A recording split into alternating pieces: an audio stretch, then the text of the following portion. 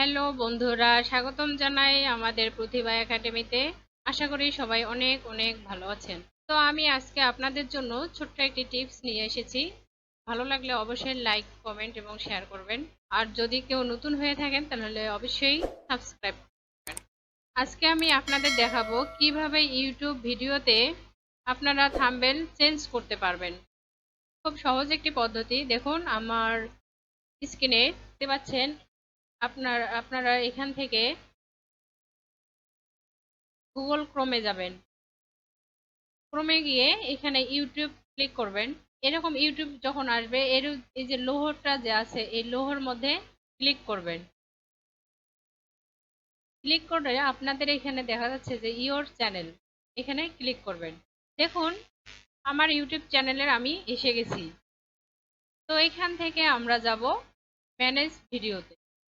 Manage video থেকে আমাদের এরকম একটা পেজ চলে আসবে। তো এখান থেকে আমি চাচ্ছি কোন থাম্বনেলটা আমি চেঞ্জ করতে যাচ্ছি। এখান থেকে আপনারা যে ভিডিওর থাম্বনেলটি চেঞ্জ করতে চাচ্ছেন সে ভিডিওতে এই যে ডিটেলস নামে যে অপশনটি আছে এখানে ক্লিক করবেন।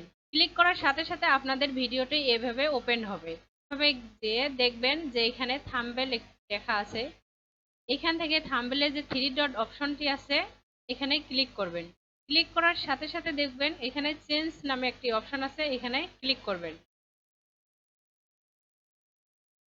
ক্লিক করার পর আপনি কোন থাম্বনেলটি এখানে দিতে যাচ্ছেন সেই থাম্বনেলটি এখানে বসিয়ে দিবেন। যেমন আমি চাচ্ছি এই থাম্বনেলটি চেঞ্জ করে দেব। দেন দিলাম ওপেন। দেখুন হয়ে গেছে। বাম পাশে যে সেভ নামে অপশনটি আছে এখানে সেভ করে দিবেন।